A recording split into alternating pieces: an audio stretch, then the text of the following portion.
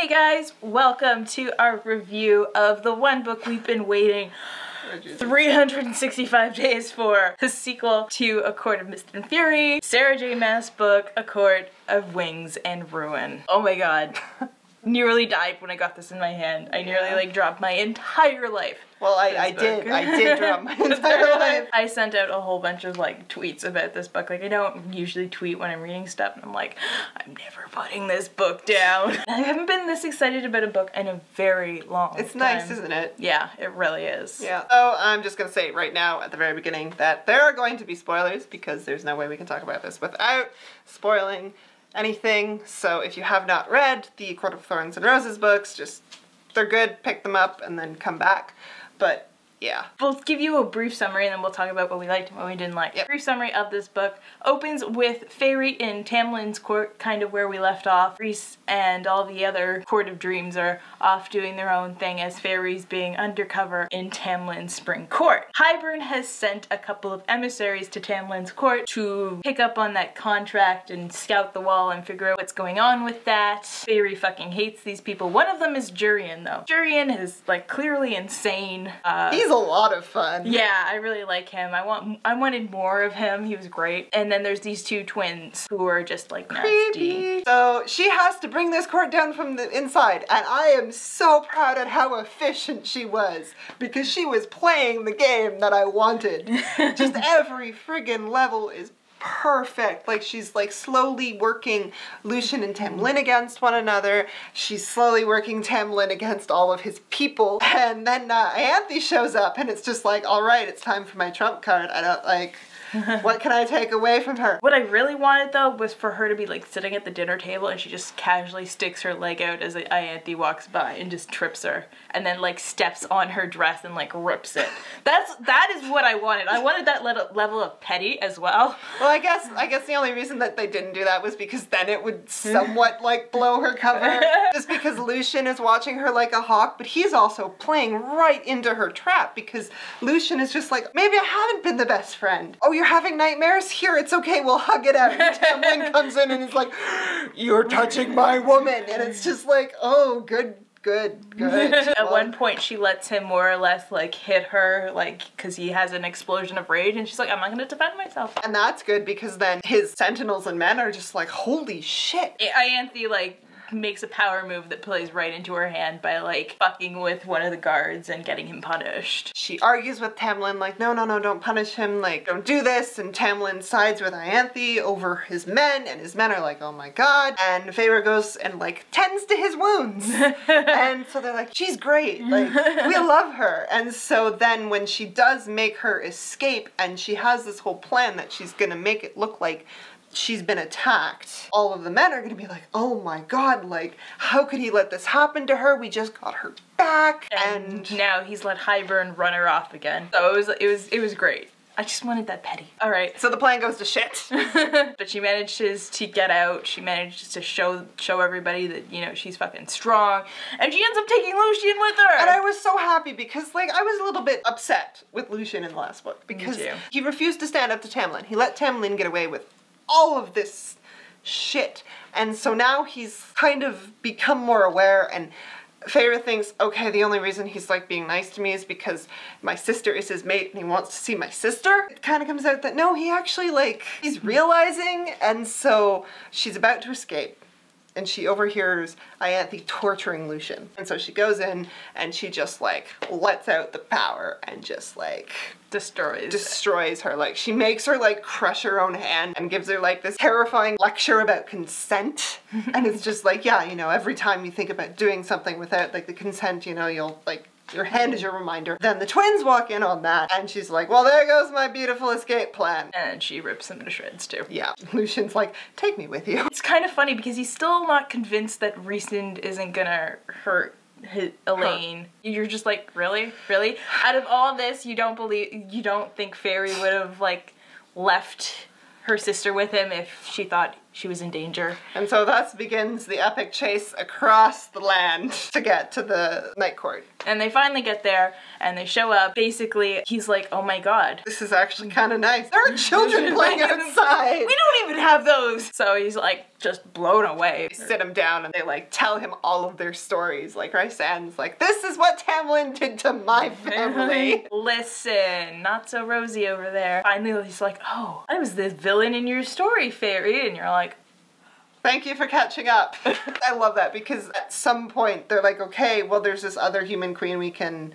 acquire who could probably help us, and so she tidily writes Lucian out of the plot to go and do that. So you get the reunion between our couple. Which is, I counted 12 pages of more or less sex.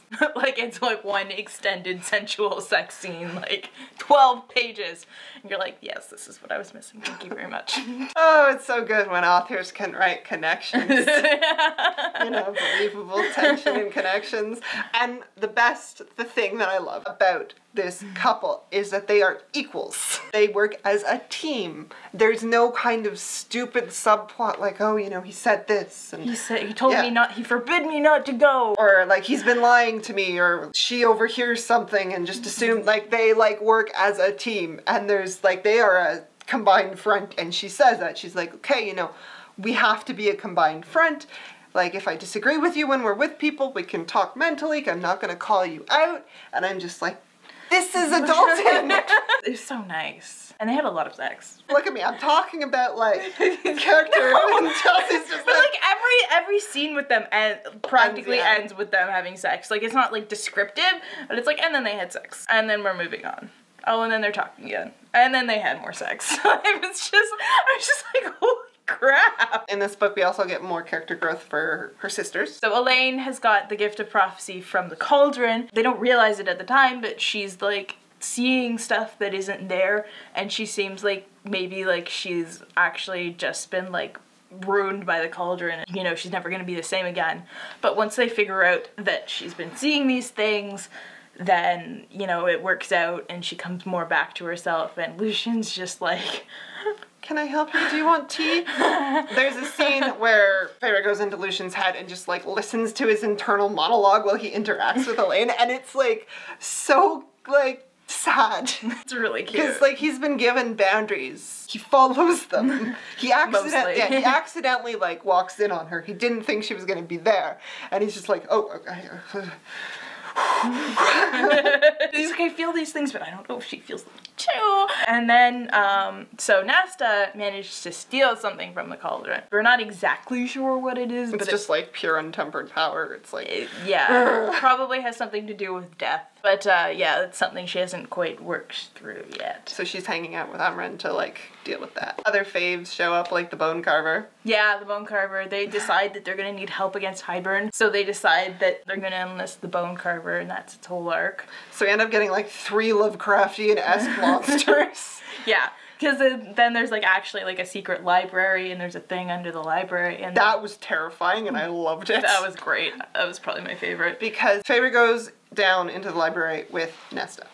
They're gonna do some research, and while they're in there, Hybern sends his ravens, I think is what they called them, and they're like, we are going to take you back. Ha ha ha, and we're going, because you stole something from us, and having Feyre here is just an extra good thing, yay! She can't get to Rysand, she has no weapons on her, and so all they can really do is run down into the bottom of the pit, even though they know she knows there's something down there, and it terrified the shit out of Cassian. Cassian's like, I'm never going back there ever. So they're running and they're running and they're running, and they get down to the bottom. Well, the monster overhears that she's the High Lady. It's like, oh, you're the High Lady? Do you need help? You want to make a bargain? She's like, what do you want? How about somebody to come and tell me about the outside? Yeah. She's like, done! And he's like, close your eyes. And supposedly it's like horrifying and terrifying and awful. I wanted to know, that's the thing, I wanted to know what it was, but at the same time I didn't, because I liked the fact that it's just like this big scary shadow monster, and if I found out what it was, then it wouldn't be as terrifying. Yeah. We also get the Weaver again. Yeah. That was fun. That was like, you're so fucked. Was probably one of the best parts of the book. So Feyre decides that she's going to contact the Suriel, and you know, he's nearby in the middle, right near the Weaver's cabin. And so she's like, okay, I'm gonna call the Suriel, blah blah blah blah. She does it, and then Ianthe shows up, and she's just like, oh fucking shit. Because number one, she's low on magical power because she's been in a big battle, and just number two, Ianthe's got backup. And they have ash arrows and they take out the cereal, and so she's like, okay, the only thing I can do is run away. And so she starts running and she's running and she's running. And she's just like, oh wait, like, I've got it, I know where I'm going. And so she runs and she runs and she runs and she bursts in, and the Weaver's just like, what the fuck? Why are you here? It's like, I brought you dinner. And Ianthe's just like, oh, you've doomed whoever is in that cabin. I'm coming in. And then the three, she goes in with her two guards. Avery, who's standing behind the door, is just like, and I'm out, and lets the door go, and the door goes boom, and then you just hear screaming. And then the next time you see the Weaver, she's got Ianthe's jewel right here. Other things that happen, the summer court gets attacked, and so the night court is the only court that goes and answers. So then Rysand's like, okay, we're gonna have this big meeting with all of the High Lords, and we're gonna sit down and we're gonna deal with our shit. We're gonna invite everyone.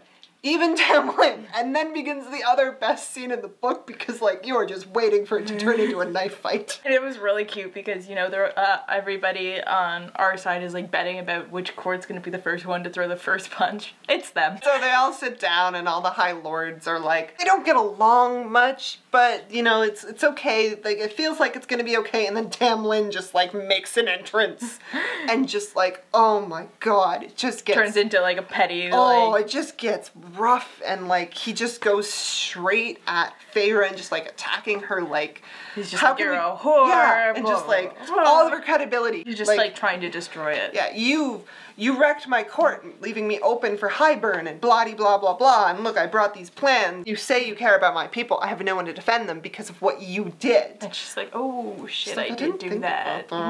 It doesn't end as badly as it could have. Yeah, they managed to like basically decide that they're all gonna work together to repel Hybern. She figures out that Lucien's father isn't actually the guy from the Autumn Court. It is the Summer Court king. There are a couple of big battles, which I don't feel we really need to get into. The thing about the battles is that they're putting up a good fight, but Hybern has numbers that they don't have, and so it's pretty much a lost cause. And he has the cauldron. They come down to this plan that the best thing we can do is we can get the cauldron and do this spell that Amren's found in her book. And so it's kind of implied that this is a suicide mission for all of our characters. Long story short, Tamlin has a couple of moments where he redeems himself. One of them was helping Feyre out when she goes on a rescue mission to save Elaine. I don't think we really need to go into that. Find out that Amren is like an old school, terrifying, like, warrior of God angel.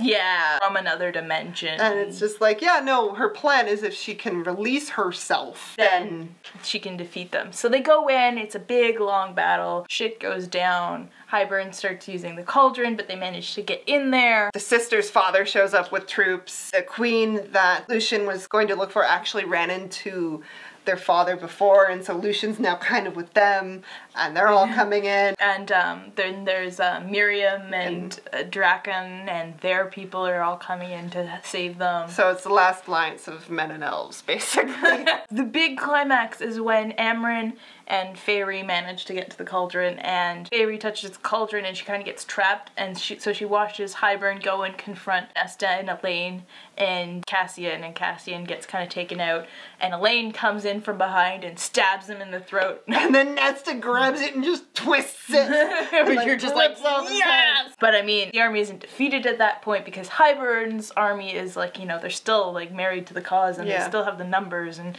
they can still do it. So Amren decides to release herself, and by releasing herself she's gonna die. By doing this she shatters the cauldron. The cauldron needs to have a like container around it, or else it is going to just basically like wreck the world. Yeah, like black holes everywhere. And so she realizes that she could probably put it together, and Rysand is there and he's like, I'll help you, I'll support you, like I'll anchor you.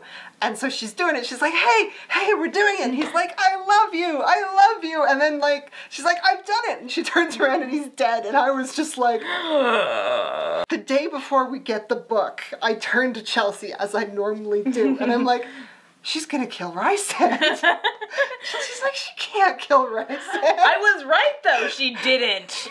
She brings him back, and that's probably my biggest like pet peeve, because it kills all emotional weight. Like, You had a really good point. Basically, in this battle, there were no consequences. Yeah, Fairy and the girl's father dies, and you're like, oh, that's sad, but he isn't really a character that you care about so much. He has like a nice, tiny, like, redemption at the end, but you're like, I'm not, like, super attached to this guy. So he dies, and you're like, okay, that's sad. And then Amryn, it looks like she dies because she's used up all her energy and she, like, dissipates. Then Rhys dies. She brings him back to life, and it's kind of like, well, now there are no consequences. And because she went there, because she killed Rhys, he needed to stay dead. If she had just, you know, said, Amryn's sacrificing herself and Rhys nearly dies, you would have been like, okay, that's fine. We've lost someone, it's important, and I feel something. Rhys isn't dead, so you don't think about it. But now that she's killed him and you've gone through that emotion and then she brings it back, you're not happy, you're just like, oh, I feel kind of empty. And like, I get why she did it. It was because all the High Lords need to come together and bring him back, so it was kind of like Tamlin having to accept that she has chosen Rhysand, and that it was him kind of like, okay, you know what, be happy. And I get that, fine. I think I would have preferred it if he was like maybe gravely injured, and so the High Lords had to come together to heal him, but having him dead, just, yeah, you're right, it took all the weight out of everything that you just went through 5 seconds ago. And so I was waiting for the other shoe to drop for the last like 20 pages of the book where you found out he didn't come back right. That's literally how I described it too. Like, I was waiting for him to come back with less power, or to come back like with less memories, or to like the mating bond to not be there, and them having to figure out how to be together without that, something that they've relied on so strongly. Yeah, that would have been really good. That would have been like so heartbreaking and so emotional, but no, it was very much a happy ending because Rhys comes back after the High Lords give him all the thing, and he's like, look who I found in the cauldron, Amryn's back! And she climbs out and she's like, well, I'm not a super crazy dangerous thing now. I'm normal. And you're like, oh, well, okay, alright. Like, it tied up everything. There are more stories that are going to be set in the world, or there's going to be like a sequel. It sounds like she's done with them and she's going to go back to that world and focus on a couple of other characters. Like I want her to do Lucian. I want to know what Lucian did. The Vasa story I love. It's a fairy tale I really, really love, and so like there's so much there that could be done, especially that we've already set up that Vasa's like got herself out herself. So like that would be so much fun to kind of like deal with that story and then have just Lucian kind of wander in. She's still cursed. She still has to go back to the guy, but she's like clearly a capable character. Yeah. She's not just sitting there waiting for like a Lucian to show up and rescue her. And it would be cool to have that story from Lucian's perspective as well, being like, I'm gonna go do this, I'm gonna go do this, my friends are gonna love me, this is gonna be great. Okay. Hi! I'd like a story following Elaine, like how she's dealing with like her prophecy ability and just kind of like putting herself back together after her engagement fell through, and then maybe building the relationship between her and Lucian. Yeah. The other thing we didn't talk about is more. Okay, so we finally kind of get a resolution to the more Asriel thing that has been going on, that has been bugging the crap out of everyone, I'm sure, because they're like, oh my god, like, they're so cute. Together? I love Asriel. Like, he's so sweet and gentle, and I actually really want him to be like a main character in one of the other ones. I want him to like finally like realize that, you know, he's not worthless and like really get that self-esteem up. That's what I want from him. But there's like the whole more Asriel thing where he's like hopelessly in love with her and she's always been like putting Cassie in between them. And turns out that Mor actually prefers women. She's just never gotten up the courage to tell Asriel that she likes women and that's why she's never gonna be with him. And I'm like, you've had 500 years. This is never come up. Yeah, that's the thing. I think it would have been different if it had been like 10 years to like 50 years, maybe push it to 100. But you've spent 3 books convincing us that these characters are tighter than tight, that they're a close family and that they tell each other everything. And I understand that Mor is coming from a place where she's suffered a lot and it doesn't click. She also says like, this is the one thing my family, the family that's like tortured her, doesn't know about, so they can't use it against her. So that's why she's kept it secret. But she didn't have to tell the whole world. She literally just had to tell Asriel. And then he could have moved on with his life. And she could have moved on with her life too, because she's like walking around with this gigantic weight just to be like, I am keeping this secret from everyone who I love. And like part of the reason Azrael doesn't think he's worth anything is because he's like, Moore knows how I feel. Like she's never let me tell her, but she knows how I feel, but she still doesn't want to be with me. Why is that? They just have to rip off the Band-Aid, man. They'd both be so much better off. I liked it. I liked the second book is my favorite. I feel like it goes for me 2, 1, 3. I think for me 1 and 3 are pretty much on equal footing. Yeah. But 2 is like towering above them, like laughing down at them, like, ha, look what I've done. I've reached startling new heights. But I really enjoyed this series. Yeah, me too. Broke ground that I have not seen broken ever. I love seeing healthy relationships. My favorite thing was just how she set up the Tamlin relationship, that it's like followed the fantasy YA trope. And then like she totally just like... And I think about it, and I think about how I was like 25% into the second book, and I was still trying to justify Tamlin as being in the right because they were the couple, and they had to stay together. And then when I realized that that was just like my internal like stupid, and that he was fucking wrong. He was awful, and he was just destroying her, and then that made me question a lot of what I, like, maybe I'm not as... as like... on your shit as I thought I was, and so that was good. I liked that. Love that like angry feeling you got too. You're just like, fuck this guy. Hashtag Tamlin the Tool. Hashtag bitchanthy. Yeah. So, tell us what you thought of this, guys. What do you guys want to see, like, story-wise in the next ones? We are going to be doing a live show with a couple of friends about this book in the near future. Because we still need to talk about the second one. We still need to talk about the second one. Yeah, so look forward to that. It'll be a bunch of different opinions. We got a couple of guys to read the series, and so I'm looking forward to their opinions. Me too. And it's going to be pretty awesome. So, talk to you later, guys. Bye.